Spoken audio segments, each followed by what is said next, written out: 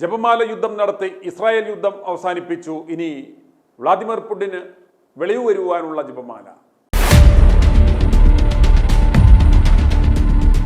കത്തോലിക്ക പ്രസ്ഥാനത്തോടൊപ്പം ഒട്ടിനിന്ന് കരിസ്മാറ്റിക് കുടിൽ വ്യവസായം നടത്തുന്ന പൈശാചികദാസൻ ഒലക്കേപ്പാപ്പൻ എന്നറിയപ്പെടുന്ന ടോം സക്രിയയുടെ റിലേ പോയോ എന്ന് സംശയം പ്രകടിപ്പിച്ച് അദ്ദേഹത്തിൻ്റെ പൈശാചിക കൂട്ടായ്മയിൽ നിന്നും രക്ഷപ്പെട്ട ഒരു കുഞ്ഞാട് ഞങ്ങൾക്ക് അയച്ചു തന്ന ഒരു വോയിസ് ക്ലിപ്പ് കേൾക്കുക. ഒലക്കേപ്പാപ്പനും രാജാക്കാട് സിന്ധുവും കൂടി കുത്തിയിരുന്ന് അരമണിക്കൂർ പോരാട്ടം നടത്തിയത് കൊണ്ടാണത്രേ ഇസ്രായേൽ ഇറാൻ യുദ്ധം അവസാനിപ്പിച്ചത്. ഇനി വ്ളാദിമിർ പുടിന് സ്വല്പം വെളിവുണ്ടാകുവാൻ വേണ്ടിയുള്ള പോരാട്ടം ആരംഭിക്കുകയാണ് എന്ന്. ഇപ്പോൾ ഈ കോക്കാമ്പീച്ച് കളിക്ക് പഴയ പോലെ സർട്ടിഫൈഡ് മുണ്ണകളെ കിട്ടുന്നില്ല എന്നാണ് ഒലക്കേപ്പാപ്പൻ്റെ പരിഭവം. മുണ്ണകൾ ഐ.ടി.വി ന്യൂസ് എങ്ങാനും കണ്ട് വെളിവ് വന്നതാണോ എന്നറിയില്ല. ഏതായാലും ഒലക്കേപ്പാപ്പൻ്റെ ആ പോരാട്ടം തുടരട്ടെ. കർക്കടകമാണ്, ദുർഘടം പിടിച്ച സമയമാണ്. പോരാട്ടമൊക്കെ നടത്തി നടുവുളുക്കാതെ നോക്കണം. ഇനി അപ്പാപ്പൻ്റെ ജൽപ്പനങ്ങളിലേക്ക്. 2024 ജൂൺ മാസത്തിൽ ആരംഭിച്ച യുദ്ധം, ജപമാല യുദ്ധം എന്നുള്ള ആത്മീയ പോരാട്ടം, അത് വലിയൊരു വിപ്ലവകരമായ ഒരു ശുശ്രൂഷയാണ് നമ്മൾ നടത്തിയത്. കേരളത്തിലെ എല്ലാ ജില്ലകളിലും പല സംസ്ഥാനങ്ങളിലും ലോകത്തിൻ്റെ പല രാജ്യങ്ങളിലും അത് നടത്തപ്പെട്ടിട്ടുണ്ട്. വാസ്തവത്തിൽ ഒരു ചെറിയ സമൂഹം 10, 15, 20 പേരൊക്കെയാണ് ഒരു റാലിയിൽ ഉണ്ടായിരുന്നത്. ഈ ചെറിയ സമൂഹത്തിൻ്റെ ഈ ഒരു പ്രാർത്ഥന ഒരു വലിയ വിജയമായി എന്ന് ഞാൻ നിങ്ങളേറ്റു പറയുകയാണ്. പ്രത്യേകമായിട്ട് ഈ കഴിഞ്ഞ നാളിൽ ഇസ്രായേൽ ഇറാൻ യുദ്ധം അവസാനിപ്പിച്ച് ഒരു 3-4 ലോകമായിട്ട് ഉണ്ടാകാതിരിക്കാൻ നടത്തിയ അരമണിക്കൂർ പ്രാർത്ഥന കൊണ്ട് യുദ്ധം അവസാനിച്ചു. ലോകത്തെ സമാധാനം കൈവന്നെന്നുള്ള നിസ്സാരമായ കാര്യമാണോ? ലോക രാഷ്ട്രങ്ങളിലെ നേതാക്കന്മാര് എത്ര സമാധാന ചർച്ച നടത്തിയാലും തീരാത്ത ഒരു മേഖലയാണ് യുദ്ധം എന്ന് പറയുക. പക്ഷെ ഇവിടെ നമ്മൾ കണ്ടതാണ് യുദ്ധം അങ്ങനെ പിടിച്ചു കെട്ടിയ പോലെ നിന്നുപോയി. അടുത്ത മണിക്കൂറിനുള്ളിൽ ഒരു 3-4 ലോകത്ത് പൊട്ടി പുറപ്പെടുന്ന അവസ്ഥ കടന്നു വന്നപ്പോൾ അത് സംഭവിക്കാതെ യുദ്ധം തന്നെ ഇല്ലാതായി പോയി. അതാണ് സ്വീഡിഷിന്റെ അഭിഷേകത്തിന്റെ മഹത്വം. വാസ്തവത്തിൽ ഞാനിത് മനസ്സിലാക്കുകയാണ്. അന്നത്തെ ആ പ്രാർത്ഥനയിൽ കർത്താവിന്റെ കൃപ ഇറങ്ങി വന്ന് ലോകത്തോട് ദൈവം കരുണ കാണിച്ചതിന്റെ ഒരു കാരണം കൂടിയുണ്ട്. നമ്മൾ നടത്തിയ ഈ ജപമാല യുദ്ധമാണ്. കഴിഞ്ഞ നാളുകളിൽ തെരുവിൽ ഇറങ്ങി നടത്തിയ ഈ യുദ്ധം അത് ദൈവത്തിന് മുമ്പിൽ ഉണ്ടായിരുന്നു, നമ്മുടെ പ്രാർത്ഥന കേൾക്കപ്പെടുവാൻ.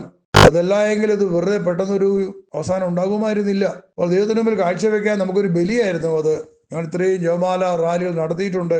തീർച്ചയായിട്ടും അത് നമ്മൾ പറഞ്ഞില്ലെങ്കിൽ പോലും അത് കണ്ട കർത്താവ് അതിന്റെ ഫലമായിട്ട് നമ്മളെ അനുഗ്രഹിച്ചു. കാരണം ജപമാലയ്ക്ക് അത്രമാത്രം ശക്തി ഉള്ളത് കൊണ്ടാണ്. അതോടൊപ്പം തന്നെ നമ്മൾ മേരിലാൻഡില് 39 ജപമാല, അതായത് 3 വർഷത്തിലധികമായി നമ്മൾ ജപമാല റാലി നടത്തി. അവിടെയും മേരിലാൻഡ് നടന്നുകൊണ്ടിരിക്കുന്നു. ഇതെല്ലാം ദൈവത്തിന് മുമ്പിൽ വലിയ വിലയുള്ള നമ്മുടെ വീര്യ പ്രവൃത്തികളാണ്. ഇതെല്ലാം യുദ്ധങ്ങളാണ്. കണ്ടുകൊണ്ട് നമ്മൾ കാണുന്നെങ്കിൽ പോലും നമുക്ക് മറയ്ക്കപ്പെട്ടിരിക്കുന്ന മേഖലയിൽ വലിയ കാര്യങ്ങൾ ദൈവം ചെയ്യുന്നുണ്ട് നമ്മുടെ ഈ പ്രവൃത്തികളിലൂടെ.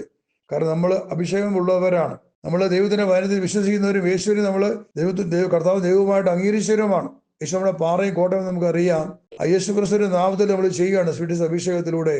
അപ്പോൾ ദൈവത്തിന് മുമ്പിൽ വലിയ പ്രതികരണ പ്രവൃത്തിയായിട്ട് മാറി. അതുകൊണ്ടാണ് ആ യുദ്ധം വെള്ളപ്പെടുന്ന് അവസാനിച്ചത്. ഇനിയും നമ്മൾ മുന്നോട്ട് പോകുന്നത് നമ്മുടെ വിളിയാണെന്ന് ഓർക്കണം പരിവിടരെ. ഇത് ലോകത്തിൽ മറ്റാർക്കും ചെയ്യാൻ പറ്റില്ല. മറ്റൊരു ജനതയ്ക്കും അതിനെക്കുറിച്ച് അറിയില്ല. അവർ അജ്ഞരാണ് അതിനെക്കുറിച്ച്, അവർക്ക് അറിയില്ല. പക്ഷെ നമുക്ക് രഹസ്യങ്ങൾ അറിയാം, നമുക്കെല്ലാം അറിയാം. നമുക്ക് അവരെ പിടിച്ചു കെട്ടാൻ പറ്റും, അറിയാം, സാധിക്കുന്നു. നമുക്ക് മാത്രമേ ഉള്ളൂ. അങ്ങനെ ചെയ്യുമ്പോൾ ദൈവം പ്രവർത്തിക്കണമെങ്കിൽ നമ്മുടെ ഭാഗത്ത് സമർപ്പണം ഉണ്ടാകണം. ആ സമർപ്പണമായിരുന്നു ഈ ജപമാല യുദ്ധം നമ്മൾ നടത്തിക്കൊണ്ടിരുന്നത്. ദൈവത്തിന്റെ ആത്മാവിൽ പ്രേരിതമായി തുടങ്ങിയ ഒരു ശുശ്രൂഷയാണ്, ദൈവത്തിന്റെ പദ്ധതിയാണത് അത് നടത്തുക എന്നുള്ളത്. പക്ഷെ ദൗർഭാഗ്യവശാൽ പല സ്ഥലങ്ങളിലും ആളുകൾ കുറഞ്ഞ് റാലികൾ സൂക്ഷിച്ച് ഇല്ലാതായി പോയി. ഏറ്റവും നന്നായിട്ട് നടന്നത് 2 സ്ഥലങ്ങളായിരുന്നു. എറണാകുളം ജില്ല, 2 തൃശ്ശൂർ ജില്ല. അവിടെ നല്ല തീക്ഷ്ണതയുള്ള ഒത്തിരി ആൾക്കാരുണ്ടായിരുന്നു, നന്നായിട്ട് നടന്നുകൊണ്ടിരുന്നതാണ്. അതുപോലെ തന്നെ ബോംബെ ബോംബെയിലും വസായിലും എല്ലാ ആഴ്ചകളും മുടങ്ങാതെ അവരും നല്ലൊരു ക്രൗഡ്, അവർക്ക് പ്രസന്റ് ചെയ്യാൻ ഉണ്ടായിരുന്നു അവിടെ. പക്ഷേ നിന്ന് കഴിഞ്ഞപ്പോഴത്തേക്ക് എല്ലാവരും നിർത്തിക്കളഞ്ഞു. ആരാണ് നിർത്താൻ പറഞ്ഞത്? തുടങ്ങാൻ ആവശ്യപ്പെട്ട കർത്താവ് പറയാതെ നമ്മൾ നിർത്തിയത്. അത് വലിയൊരു വേദനിപ്പിക്കുന്ന കാര്യമാണ്. ഇതെന്ത് പറ്റിയെന്നറിയാമോ? ഇപ്പോൾ റഷ്യ യുക്രൈനെ അതിഭയങ്കരമായിട്ട് ആക്രമിച്ചുകൊണ്ടിരിക്കുകയാണ്. കുറെ നാളുകളായിട്ട്, ഒരു മാസത്തിലധികമായി യുക്രൈൻ മേൽ ഭയങ്കരമായ ആക്രമണം നടന്നുകൊണ്ടിരിക്കുകയാണ്. അപ്പോൾ ഈ ആക്രമണങ്ങളിൽ നിന്ന് യുക്രൈൻ രക്ഷിച്ചുകൊണ്ടിരുന്നത് നമ്മുടെ പ്രാർത്ഥനകളായിരുന്നു. സത്യമാണത്. ഇന്ന് ആ പ്രാർത്ഥന നഷ്ടപ്പെട്ടു പോയത് കൊണ്ട് ഇന്ന് ഉക്രൈൻ നിസ്സഹായമായി മാറിയിരിക്കുകയാണ്. പ്രിയപ്പെട്ടവരെ, നമ്മൾ വീണ്ടും ഉണർന്ന് പ്രവർത്തിക്കേണ്ടിയിരിക്കുന്നു. അതുകൊണ്ട് തന്നെ നമ്മൾ ഈ ശുശ്രൂഷ വീണ്ടും പുനരാരംഭിക്കുകയാണ്. നമ്മൾ തിരുവചനത്തിൽ വായിക്കുന്നു, പുറപ്പാട് പുസ്തകത്തിൽ വായിക്കുന്നുണ്ട്, അമലേഖരുമായി മോശ ഇസ്രായേൽ ജനം യുദ്ധം ചെയ്യുന്നുണ്ട്. ഇവിടെ യുദ്ധം നടന്നുകൊണ്ടിരിക്കുമ്പോൾ മോശ ഒരു മലമുകളിൽ ഉയർന്ന സ്ഥാനത്ത് നിന്നുകൊണ്ട് കൈ ഉയർത്തി പിടിച്ചുകൊണ്ട് മോശ പ്രാർത്ഥിച്ചുകൊണ്ട് നിന്നു. യോശുവയും മറ്റുള്ള ഇസ്രായേലരും ശത്രുക്കളുമായി പോരടിച്ചുകൊണ്ടിരുന്നു. വചനം പറഞ്ഞിട്ടുണ്ട്, മോശയുടെ കൈ ഉയർന്നു നിന്നപ്പോൾ എല്ലാം ഇസ്രായേൽക്കാർക്ക് വിജയമായിരുന്നു, ശത്രുക്കളെ പിന്തിരിഞ്ഞോടി. എന്നാൽ മോശ കൈ വേദന എടുത്ത് കൈ താത്തിയിട്ടപ്പോൾ ശത്രുക്കൾ അമലേക്കര് വീണ്ടും തിരിച്ചിവരെ ആക്രമിക്കാൻ തുടങ്ങി. അപ്പോൾ മോശയ്ക്ക് മനസ്സിലായി തന്റെ കൈ ഉയർന്നു നിന്നെങ്കിൽ മാത്രമേ തങ്ങൾ ജയിക്കുകയുള്ളൂ എന്ന്. അങ്ങനെ രണ്ടുപേർ അപ്പുറവും ഇപ്പുറവും നിന്ന് മോശയുടെ കൈ പിടിച്ച് ഉയർത്തി പിടിച്ചുകൊണ്ട് നിന്നു. ഇതാ ആ യുദ്ധത്തിൽ അമലേക്കര് പരാജയപ്പെട്ടു. ഇത് വലിയൊരു അടയാളമാണത്. ഉയർത്തപ്പെട്ട മോശയുടെ കൈകൾ ഇസ്രായേലിന് വിജയം നേടി കൊടുത്തെങ്കിൽ ഈ നാളുകളിൽ സ്വീഡിഷ് നടത്തിക്കൊണ്ടിരുന്ന ജവമാല റാലികൾ അത് ഉക്രൈന് വിജയം നേടി കൊടുത്തുകൊണ്ടിരുന്നു. ഉക്രൈന് പരാജയം ഉണ്ടായിരുന്നില്ല. പക്ഷെ നമ്മൾ കൈ താത്തിയപ്പോൾ നമുക്കൊന്നും നടക്കുന്നില്ല, ഇപ്പോൾ അതിനുവേണ്ടി ഒന്നും നടത്തുന്നില്ല. അതുകൊണ്ട് ഇപ്പോൾ ശത്രുക്കൾ ശക്തമായിട്ട് ആക്രമിക്കുകയാണ്. ഈ അവസ്ഥ മുന്നോട്ട് പോയാൽ തലയ്ക്ക് എന്താ പറയുക, സുബോധം നഷ്ടപ്പെട്ട വ്ളാഡിമിർ പുടിൻ എന്ന റഷ്യൻ പ്രസിഡന്റ് അയാൾ വലിയ കടുങ്ങുകൾ ചെയ്യും. അയാൾക്കിപ്പോൾ രക്തദാഹമാണ്. അയാൾ ഇനി അണുബോംബ് വർഷിക്കാൻ മടിക്കില്ല. ഇതൊക്കെ നമുക്ക് ഇതിനെ ചെറുക്കാൻ നമുക്ക് അധികാരം ഉണ്ടായിരിക്കെ, ശക്തി ഉണ്ടായിരിക്കെ നമ്മൾ നിശബ്ദത പാലിക്കുന്നത്, ചെയ്യാതിരിക്കുന്നത് ദൈവത്തിന് മുമ്പിൽ വലിയ കുറ്റമായിട്ട് മാറുന്ന ഓർത്തിരിക്കണം. നമ്മൾ അറിഞ്ഞിരിക്കണത് നമുക്ക് ഇട്ടിരിക്കുന്ന ഈ വിളിയിൽ നമ്മൾ ചെയ്യേണ്ട യുദ്ധമാണ്. അതിനുവേണ്ടി നമുക്ക് അഭിഷേകങ്ങളെല്ലാം തന്നിരിക്കുന്നത്. ഏലിയുടെ അഭിഷേകം, മോശയുടെ അഭിഷേകം, പത്രോസിന്റെ അഭിഷേകം, ദാവീദിന്റെ അഭിഷേകം, സ്വീഡിഷിന്റെ അഭിഷേകം, ജ്ഞാനത്തിന്റെ അഭിഷേകം, ഇതെല്ലാം ദൈവം നമുക്ക് തന്നിരിക്കുന്നത് നമ്മൾ യുദ്ധം ചെയ്യുന്നവരായി മാറാൻ വേണ്ടിയിട്ടാണ്. ദാവീദ് പറയുന്നുണ്ടല്ലോ, കർത്താവ് എൻ്റെ കൈകളെയും യുദ്ധം ചെയ്യാൻ എൻ്റെ കൈകളെയും പടപെടുത്താൻ എൻ്റെ വിരലുകളെയും പരിശീലിപ്പിച്ചു. ദൈവം നമ്മളെ പരിശീലിപ്പിച്ചിട്ടുള്ളതാണ്. ആയതിനാൽ പ്രിയമുള്ളവരെ, നമുക്ക് തീരുമാനമെടുത്ത് മുന്നോട്ട് വരാം.